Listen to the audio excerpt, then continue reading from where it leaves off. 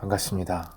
기쁨의 50일 기간 5월 15일 월요일 새벽 하나님께 올려드립니다. 날 구원하신 주 감사 찬송 부르십니다.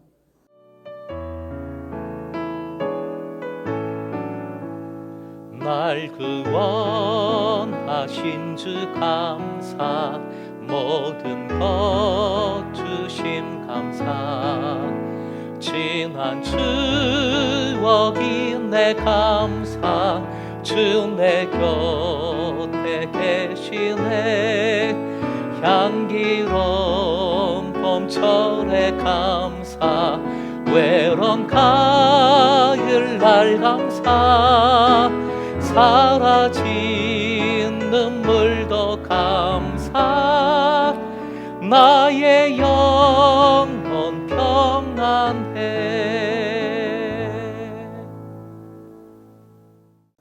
오늘 말씀은 로마서 8장 12절부터 17절, 로마서 8장 12절에서 17절까지입니다. 함께 읽겠습니다. 그러므로 형제들아, 우리가 빚진 자로 돼 육신에게 져서 육신대로 살 것이 아니니라.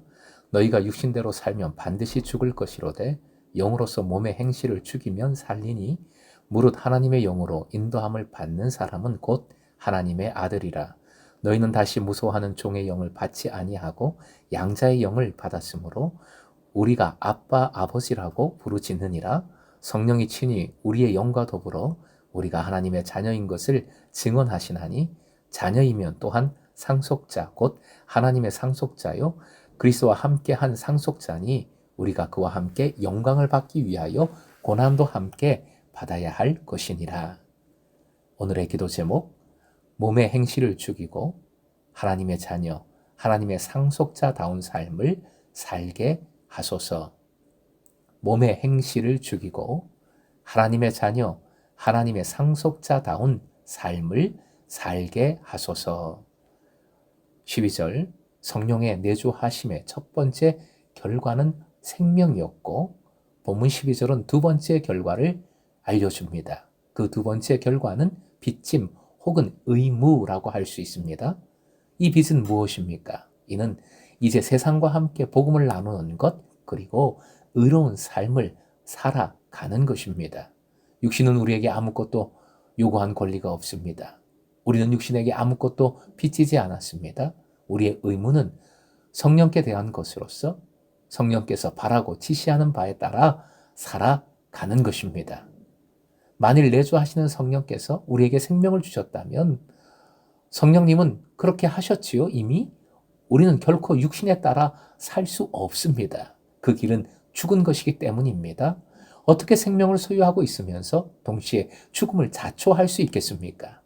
이같이 존재와 행동이 불일치하는 것은 생각할 수도 없는 것이지요. 13절은 생명과 죽음으로 이끄는 엄숙한 대안을 제시하는 말씀입니다. 몸의 행실을 죽이는 과정이란 어떤 것일까요? 이는 자기 학대도 금욕주의도 아닙니다.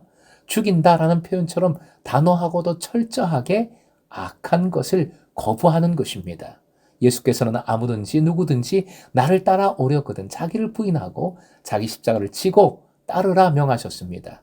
로마 사람들은 유죄 판결을 받은 죄인에게 그 사람이 십자가를 지고 처형 장소까지 가도록 강요했습니다.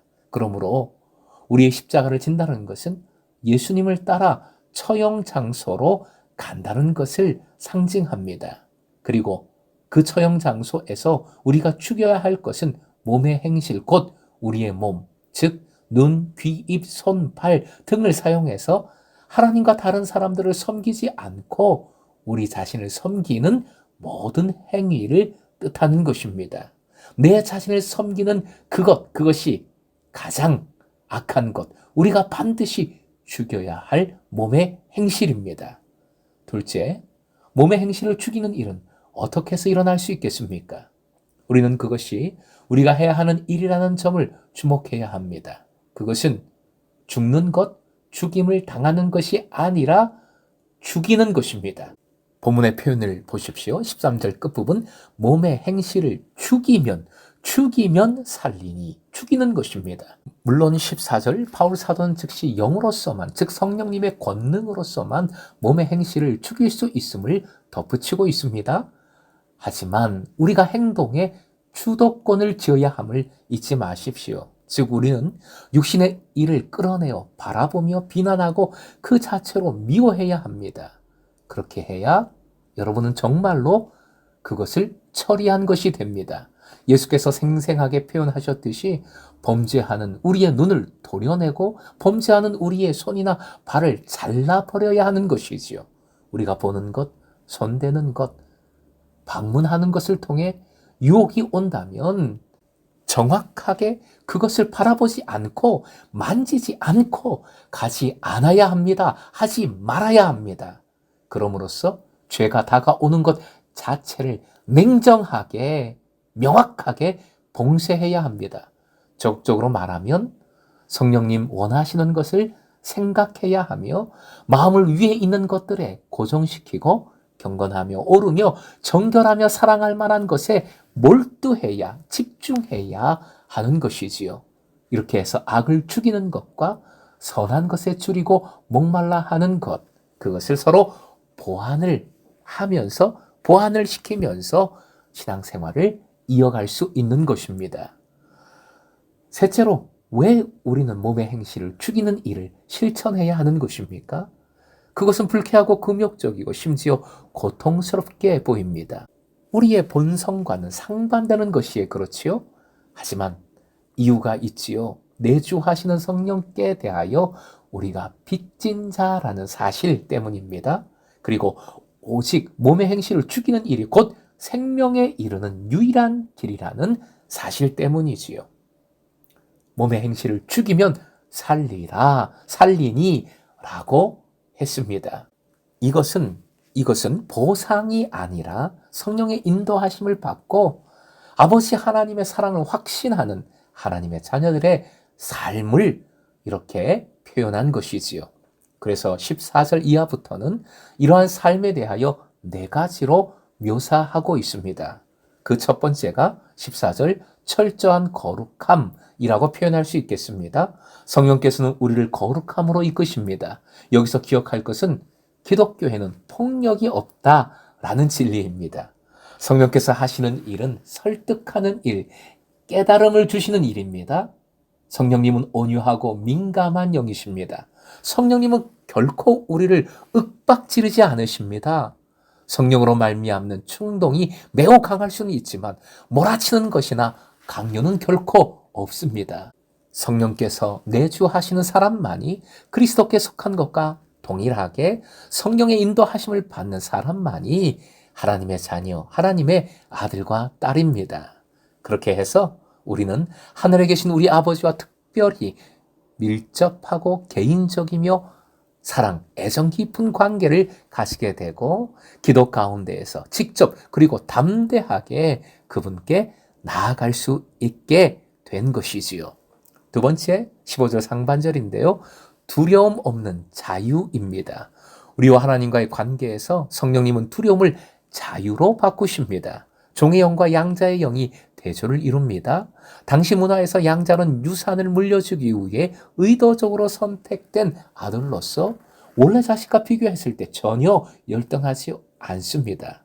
옛시대의 종노릇은 두려움, 특히 심판자이신 하나님께 대한 두려움으로 이끌었죠. 새시대의 자유는 우리에게 아버지로서 하나님께 다가갈 수 있는 담대함을, 친밀함을 줍니다. 세 번째 15절 하반절, 자녀로서 기도합니다. 아빠, 아버지라는 표현은 예수께서 기도하실 때 사용하셨던 호칭입니다. 그러므로 아빠, 아버지라고 부르짖는다라는 표현은 기도를 의미합니다. 우리의 기도에서 성령님은 우리가 하나님을 아버지라고 부를 수 있도록 촉구하십니다.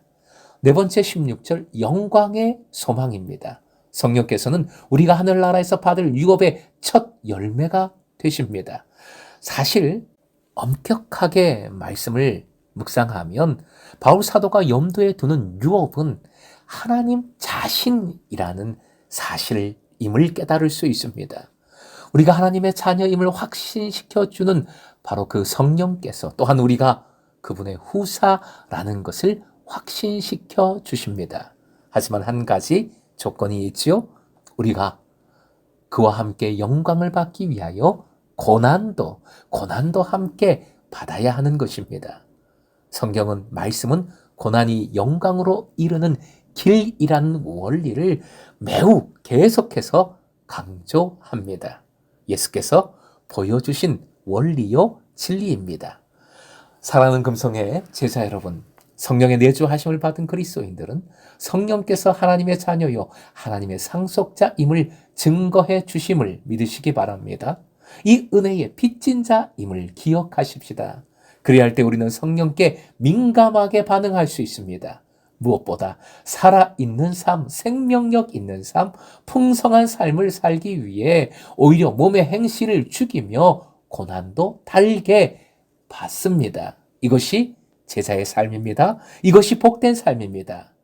육신대로 살아가는 사람이 아니라 하나님의 자녀답게, 하나님의 상속자답게 몸의 행실을 오히려 죽이고 오직 성령 충만한, 성령 민감한 삶으로 진정한 기쁨, 승리를 누리시길 주님의 이름으로 축원드립니다.